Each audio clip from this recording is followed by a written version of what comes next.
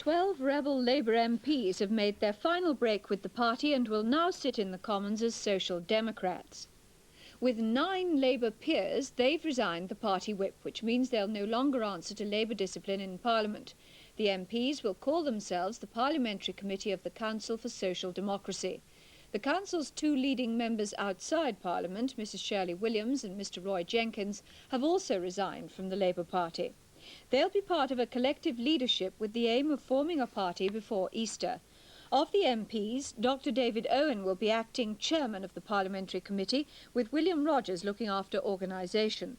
The other MPs are Tom Bradley, John Cartwright, Richard Crawshaw, Tom Ellis, John Horam, Robert McLennan, John Roper, Neville Sanderson, Mike Thomas and Ian Wrigglesworth. The Labour Party's strength in the Commons is now reduced to 255. The Social Democrats are 1 stronger than the Liberals. Will they seek the same privileges as other parties?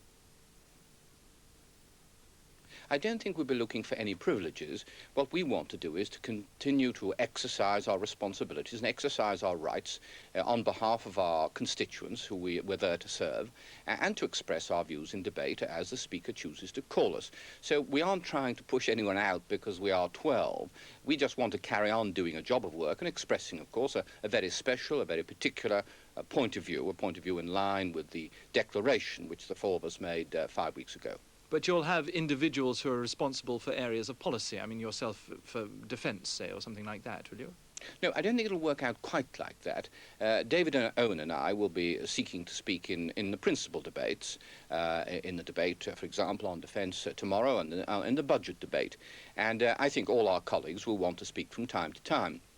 But we're not saying rigidly that anybody's tied to a particular subject, though I'm sure we shall have discussion, and it would be common sense to agree which of us should seek to be called, rather than have several people getting up and the Speaker having to make perhaps a rather invidious choice amongst what is, of course, a significant minority within the membership of the House of Commons. The Shadow Chancellor, Mr Peter Shaw, coupled an attack on the Social Democrats with a strong criticism of Labour Left Wing's Executive Committee. He said the NEC was confusing and destabilising the party. The Prime Minister has been criticised by opposition MPs over some of her statements on defence during her visit to the United States. The Labour leader, Mr Foot, accused her of bellicose demagogy, particularly for what she'd said about a rapid deployment force. But Mrs Thatcher insisted she'd said nothing new. We are talking about the possible creation of a rapid deployment force. That would be to meet possible trouble arising in the world. We do not need to consult, except with our allies, about the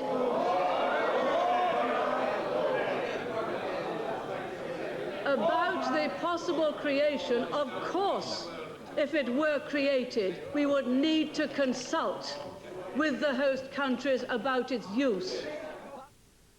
Republican prisoners at the Maze in Northern Ireland have ended their 3-year dirty protest. They want to focus attention on the new hunger strike by the IRA man Bobby Sands.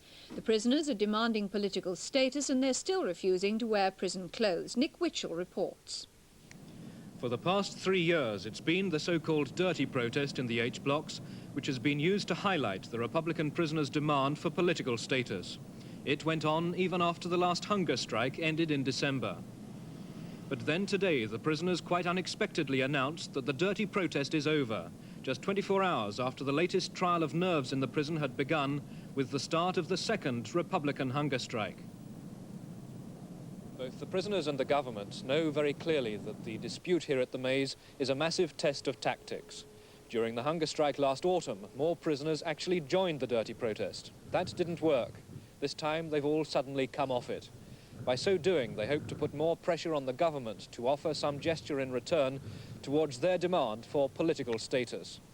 So what is the thinking behind this move to come off the no-wash protest? Well, it's to show that it is not a protest about prison furniture or about access to the toilets, but that it is a protest for political status, and quite clearly it now throws the onus onto the prison administration. The Northern Ireland office say they welcome the end of the dirty protest and hope that other forms of protest at the prison may also come to an end. More than 3,000 people, most of them West Indians, have been taking part in a protest march through London over what they allege was the racial killing of 13 people in a fire 6 weeks ago. Police investigating the cause say the fire was started deliberately, but they're keeping an open mind as to whether it was a racial attack. Kate Adey reports. Brothers and sisters, stand firm. The organisers called it a Black People's Day of Action, and the march set off past number 439 New Cross Road, where the fire took place. The names of the 13 young West Indians who died at the party were painted on banners and posters, and flowers commemorating their deaths were outside the burnt-out house. The West Indians who organised the protest called themselves the New Cross Massacre Action Group. They see what happened at the fire as part of a coordinated racial campaign against them. They also complain of police inaction. No one has yet been arrested. The police were today supervising a march which was partly aimed against them. Although they're certain the fire was started deliberately and have a large team working on the case, they've been criticised by the blacks who allege a racist cover-up. Some scuffling broke out as the marchers, 3 hours behind schedule, were gathered near Blackfriars Bridge. A few minor incidents took place en route. But the protest was mainly a display of the deep feelings amongst the West Indians about racial tension, for whom the New Cross fire tragedy has become a symbol. Unions representing about 500,000 school teachers in England and Wales have accepted a pay offer of 7.5%. Agreement was reached this evening at a meeting with the local authorities who employ them. The teachers had claimed 15%.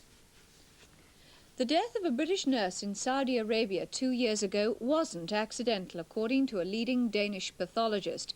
Helen Smith from Leeds was said to have fallen from the balcony of a flat in Jeddah at a drinking party.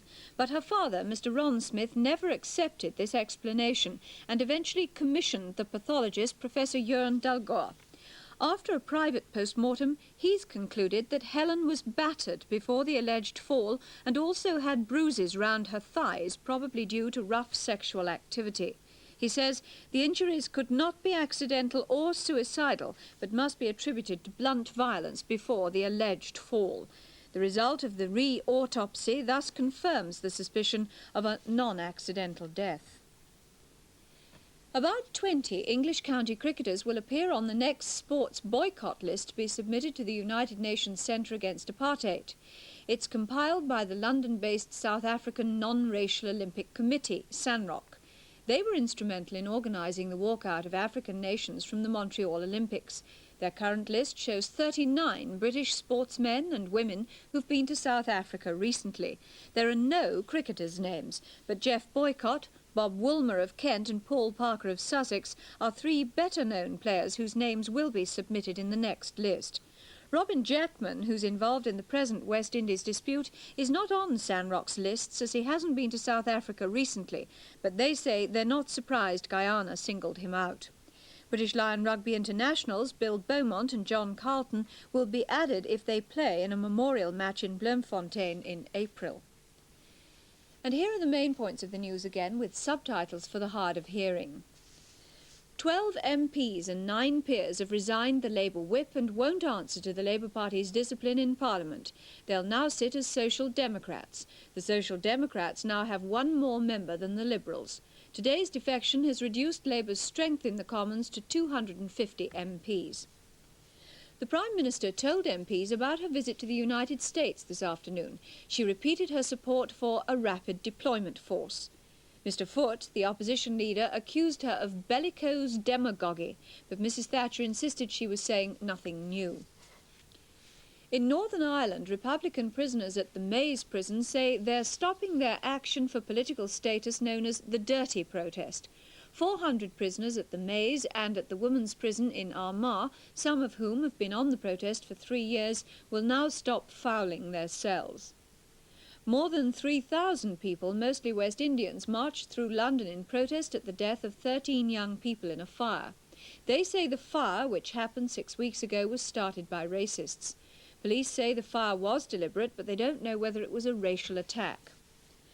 Unions representing about 500,000 school teachers in England and Wales have accepted a 7.5% pay offer. And that's all from me.